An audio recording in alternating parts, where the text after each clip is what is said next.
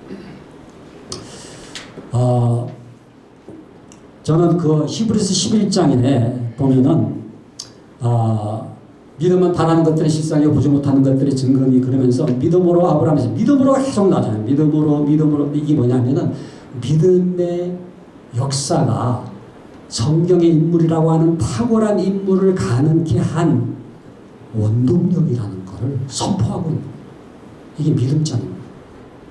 그러니까 지금 우리가 신앙교육이 이번 이제 이 주제인데 신앙교육이라고 하는 것은 단지 죄풀만 드리는 게 아니라 신앙이 원동력이 돼가지고 믿음의 인물로서 탁월한 삶을 살아가도록 만드는 능력이 되기 때문에 모든 교실에서도 또 모든 교사들을 통해서도 또 우리 모든 기독교 가정도 마찬가지입니다만은 이러한 기독교적 탁월성이 일어날 수 있는 원천이라고 하는 것, 이게 바로 여호와를 경외하는 것이 지식의 근본이라고 하는 것을 확실히 믿고 이것으로 승부를 거는 거예요. 그러니까 그러기 위해서는 이쪽으로 올수록 더 중요하다는 겁니다. 저게 굉장히 중요하지만 그것이 가능케 하기 위한 원동력으로서의 이 정체성과 비전의 승부를 거는 게 너무너무 중요하다. 한동대에 제일 그 유명하다 그럴까요? 큰 슬로건이 있다면 Why not change the world? 이게 벽에도 붙어 있고 현수막으로도 붙어 있고 아이들이 딱 들어가면은 세상을 바꿔야지. 세상을 바꾸기 위해서 내가 태어났구나. 예? 해가지고 이 세상을 나는 그럼 어떻게 바꾸지? 나는 어느 영역에서 이 세상을 바꾸지? 해가지고 이 Why not change the world라고 하는 이런 구호라고 하는 게 굉장히 영향을 끼치더라고요. 저는 여러분들 학교에 이제 교훈도 있고 말이죠. 제가 다녔던 신일고등학교는 믿음으로 일하는 자유인 너무너무 좋은 교훈이잖아요. 그죠? 근데 그런 교훈만이 아니라 이런 슬로건들이 다양하게 있어가지고 이게 뭔가 이렇게 비전과 정체성, 신앙적인 영향력을 막 줘야 돼요. 그래서 제가 한번 이렇게 인터넷으로 보니까 이게 딱 정리가 되어 있더라고요. 한동대에는요, 과마다 다 이런 슬로건이 있어요. 과마다. 그래서 여기 지금 예를 들어서 공법을 물같이, 오늘 법과대학은 공법을 물같이 해서 성경규절하고 연결해가지고 다 그 어떤 슬로건을 통해서 신앙과 그 전공을 딱 결합시켜가지고 요게 이제 다 말하자면 신앙과 학문을 통합시키는 슬로건들이거든요. 그리고 이제 이런 슬로건도 있습니다. 잘 안 보이시면 읽어드릴게요. 코피가 터져도 우리들의 새벽 기도는 계속된다. 이게 코피입니다. 코피가 막 묻은 현수막처럼 이렇게 붙여놨는데, 그러니까는 제가 이제 신학대학에 있다가 정년하고서 이제 석좌교수 한동대학에 가서 지금 3년을 가르쳤는데, 그러니까 좀 기독교 대학이 물론 한동대 좀 이렇게 개선해야 될 점들도 뭐 여전히 많이 있지만은 기독교 교육이라고 하는 게 수업 시간에만 이루어지는 것도 아니고 최플에서만 이루어지는 것도 아니고 이게 분위기나 어떤 그 뭐라 그럴까 이야기 그리고 어떤 환경 이런 공동체 이런 게 굉장히 중요하구나. 또 슬로건, 구호 그 하나하나가 영향을 끼치게 된다는 거죠. 그래서 제가 최근에 이제 1년 반 동안 연구한 게 이제 기독교 교육의 힘찾기인데 이제 한동 사례를 분석을 해가지고 이제 뭐가 기독교 교육의 힘이냐라고 해가지고 6가지를 줬어요. 영성, 그 다음에 정체성, 인성, 공동체성, 지성, 국제성이라고 하는 걸 주고 한번 뭐가 가장 중심에 있는지를 그려보라 그랬어요. 졸업생들, 교수들, 학생들에게 그랬더니 영성이 제일 한복판이라는 거 다 인정하는 거예요. 그러니까 영성과 정체성이 제일 가운데, 그 다음에 인성과 공동체성, 그 다음에 지성과 국제성인데 이게 분리되지 않고 연결되어 있다라고 하는 거거든요. 요게 이제 그 결과적으로 나온 7가지의 힘, 존재의 힘, 비전의 힘, 관계의 힘, 공동의 힘, 참여의 힘, 제도의 힘, 문화의 힘인데 요게 이제 7가지 다 이제 여러분들 학교에 이제 적용할 수가 있겠습니다만은 그 한복판에 뭐가 있냐면 영성, 이 별표처럼 되어 있고 가운데가 영성이지 않습니까? 교과, 비교과를 불문하고 이 영성이라고 하는 것이 영향을 미친다는 거예요. 그래가지고 학교를 변화시키고 탁월성을 가능케 하는 원동력이 된다. 그래서 그 연구 중에 하나가 이겁니다. 아주 그 통계적으로 분석을 해봤어요. 그러니까 영성 성장이 직접 지성 성장에도 영향을 주지만은 네 개의 변수가 있는데 영성 성장이 인성 성장을 가능케 하고 그게 지성 성장을 일으키더라. 여기 지금 별표 3개 있는 거는 굉장히 유의미하다는 겁니다. 한 개만 있어도 의미가 있는 건데 2개, 3개는 진짜 의미가 있다는 것이고 0.410이라고 하는 건요 엄청난 이게 회귀계수입니다만은 그러니까 지성을 변화시키는데 영성이 굉장히 영향이 있다는 거예요. 그리고 지성에 있어서 인성의 영향이 또 굉장히 크다는 거거든요. 0.290도 굉장히 큰 건데 이게 무슨 얘기냐면은 영성이 직접 지성에 영향을 주기도 하지만은 인성을 변화시켜서 그러니까 신앙이라고 하는 게 성품이나 태도를 변화시켜가지고 이게 뭐예요? 탁월성을 가져온다. 지성을 변화시킨다. 그래서 이제 시간이 됐기 때문에 마치겠는데요. 우리가 잘 아는 로마서 12장 2절이 있지 않습니까? 너희는 이 세대를 본받지 말고 좀 다 암송하는 귀절이에요. 근데 이거를 교육으로 번역을 하면 이렇게 됩니다. 너희는 이 세대의 교육을 본받지 말고 오직 마음을 새롭게 함으로 변화를 받아 하나님의 교육, 하나님의 선하시고 기뻐하시고 온전하신 교육이 무엇인지 분별하도록 하라. 그러니까 우리 앞에 이 세대의 교육이 있고 하나님의 교육이 있다. 근데 우리가 하는 교육이, 우리 학교가 하는 교육이, 또 우리 대학이 하는 교육이 과연 이 세대의 교육인지 하나님의 교육인지를 분별하도록 하라. 노란 글씨로 제가 분별하도록 하라고 하는 거, 이게 분별, 굉장히 중요한 단어입니다. 분별. 영어로 discernment라고 하는 단어가 이게 영분별이야, 영분별. 성령의 역사인지 악령의 역사인지가 그냥 보면 잘 안 보여요. 그러나 기도하면서 말씀으로 조명하면은요, 이거는 성령의 역사고, 이거는 아니야. 이건 악령의 역사야. 라고 하는 거를 분별하는 게 영분별이라면은 오늘 우리 시대에 가장 필요한 분별은 교육분별, 교육분별. 그러니까 우리의 교육이 지금 한국에 있는 교육이 여러분 지금 공교육이 지금 이게 이 세대의 교육입니까? 하나님의 교육입니까? 잠언 22장 6절에 보면은 마땅히 행할 길을 아이에게 가르치라. 그러면 늙어도 그것을 떠나지 아니하리라. 여러분 잘 아는 말씀 있죠? 마땅히 행할 길 안 가르쳐줘요 지금. 아까 2020의 개정교육과정 얘기했지만요. 국가교육과정은요. 종교 다 뺍니다. 가치관 다 뺍니다. 예? 물론 뭐 좋은 지식들 많이 쌓여져 있지만은 거기에는 하나님이 없고요. 예수님이 없고요. 성령님이 없고요. 부활이 없고요. 영생이 없고요. 복음이 없고요. 성경이 없고요. 진리가 없어요.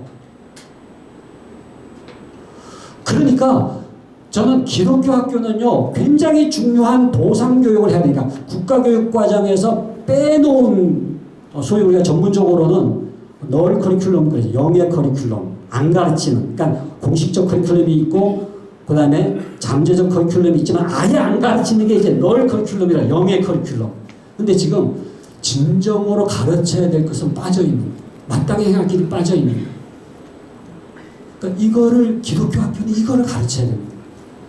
근데 그건 뭐, 빠져있는 걸 집어넣는다 정도가 아니라 진짜 원동력이 빠져있는, 여호와를 경외하는 게 지식의 근본인데 그 여호와를 경외하는 게 빠졌으니 어떻게 우리가 제대로 된 탁월한 교육을 할 수가 있겠는가. 그래서 지금 국가교육과정대로만 교육이 되면요 아이들이 졸업해서 딱 깨닫는 건 뭐냐면요 하나님은 없다예요. 하나님은 없다. 12년 교육과정 가운데 하나님을 배운 적이 없어요. 종교는 인간이 만든 것일 뿐이죠. 사회현상일 뿐이죠. 그래서 우리가 이 교육을 분별해서 정말 저는 기독교 학교가 좀 중공립화됐다는 거를 조금 다르게 표현하면은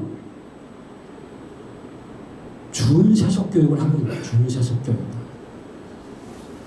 그러니까 그런 점에서 우리가 뭐 제도나 법이나 정책은 아직 개선되지 않았지만은 그러나 바벨론 포로기에서도 신앙은 계속돼야 되는 것처럼 우리의 이런 안타까운 척박한 현실이지만 그러나 우리가 할 수 있는 게 있잖아요. 사랑할 수 있잖아요. 아이들 사랑할 수 있잖아요. 신앙교육 어렵다 하지만은 우리가 또 할 수 있는 게 있어요. 정말 교장 선생님께서 딱 마음 먹으시고 요즘은 또 학교 단위의 교육 과정에 대해서는 굉장히 허용적이에요. 그러니까는 학교장 재량으로 할 수 있는 뭐 창체 과목만이 아니라 얼마든지 또 할 수 있는 게 있거든요. 그러니까 중요한 건 영적 의지가 있느냐의 문제이기도 하거든요. 대학도 마찬가지고. 그리고 제가 초대에 말씀드린 것처럼 저는 안 믿는 학생들에게도, 우리 한동대도 안 믿는 학생들은 한 10% 정도 돼요. 90% 크리스찬이고. 근데 안 믿는 아이들이 제 수업에도 많이 들어옵니다만 전 비기예요. 비기가 뭐냐면 비기독교인을 줄여가지고 비기. 전 비기예요. 전 비기지만요. 그러면서 얘기를 해요. 그러니까 그 아이들에게도 저는 절대자가 계셔. 하나님이 계셔. 예? 그 아이들이 아직 예수를 믿지 않더라도 정말 영원하신 어떤 변치 않는 그 누군가가 있어가지고 그분을 우리가 신뢰하는 게 얼마나 중요한지를 설명한다면은 그 아이들에게도 저는 효과가 있다고 생각해요. 그러니까 그런 점에서 기독교 학교의 신앙교육은 교육 분별이 필요하다.